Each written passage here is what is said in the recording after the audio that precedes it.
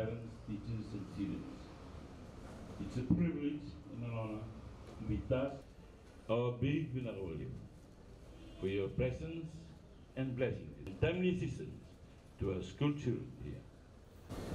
Good afternoon, ladies and gentlemen.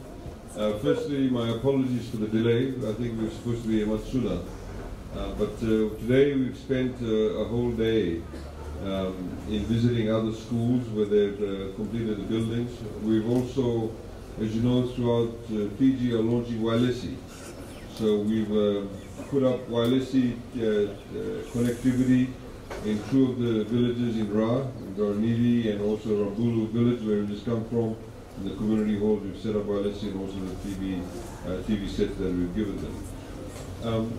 I'd like to, of course, personally acknowledge the school committee, the management, the various community leaders who've been involved with the school, the head teacher, and of course you have the secondary school, the principal will be here, I'm sure, and the parents, and of course the students.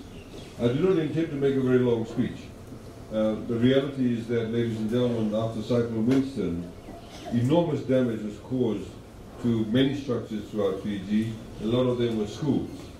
And over 200 schools were affected by Cyclone Winston. We've allocated $170 million at the very least to rebuild many of the schools. There has been, of course, enormous pressure on the construction industry, in particular after Cyclone Winston, because people weren't only rebuilding schools, they were building their homes, they were building other structures at the same time. There's a construction boom in Fiji. Huge level of pressure, but I'd like to, within that context, also acknowledge the various construction companies who've been working very hard with the ministry to ensure that we get the schools completed as quickly as possible, but also at the same time to ensure that these schools are built to a particular standard. Many schools in Fiji, ladies and gentlemen, actually were built without any architectural plans, any designs, any engineering standards. So what we are doing, schools where we are building or rebuilding buildings, we're actually ensuring that there's some level of compliance that is met. So next time there's a cyclone, it does not simply blow down. Or even if it does get damaged, we will know exactly what material has been used, what is the engineering standard. So in fact, 95% of all the schools we are rebuilding did not have any such standards. So at the end of this, I will also be handing over to the school management the various cyclone certification that will last actually till 2024. So they know exactly what buildings are certified. They'll also know, should there be any damage caused later on, what materials have been used, what is the actual design of the building.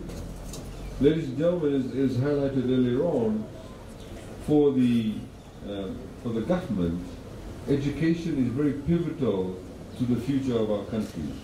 These young children here, in a very few years' time, within a blink of an eye, they'll be adults. Very soon. They'll be adults very soon. They'll be the future leaders of Fiji. I'm not just talking about politically, but in their community, in their workplaces, they may run businesses, in their homes, wherever they are. We need to ensure that they get the best access to education. Literacy and numeracy rates in Fiji needs to be spread as widely as possible. So we are actually spending money now to invest in the future.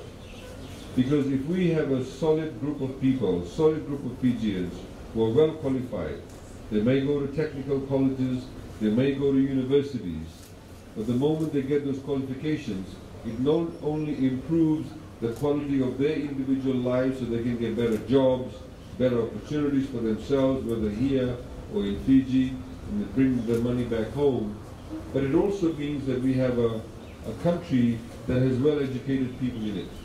When you have people who have access to information, people who have access to education, you make very good decisions.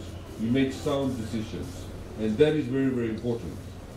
I'd also like to, again, reiterate the comments I've been making over the past few days, and that is in respect of how the various teachers contribute to the education system in Fiji.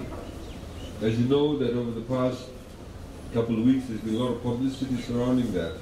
And what we want to say is that we as a community, as a nation, need to acknowledge the hard work of the teachers. We need to ensure that we give them proper terms and conditions. We need to give them proper learning environment. So in this reconstruction phase at this school, you'll also see that we've rebuilt some of the teachers' quarters.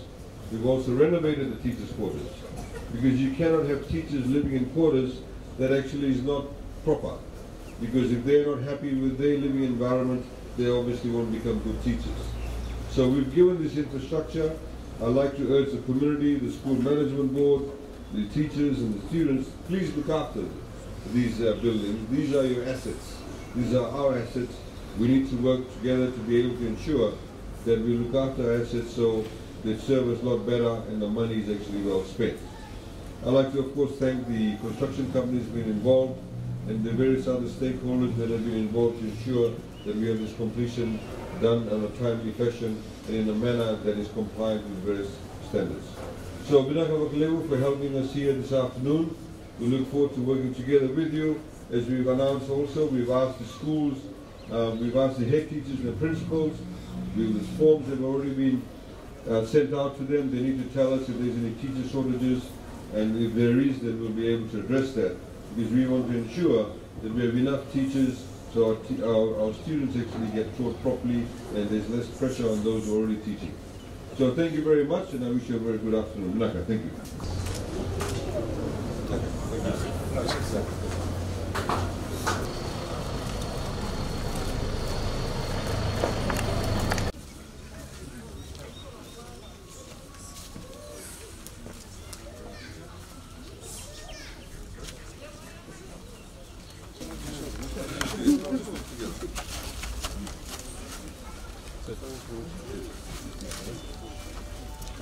Okay,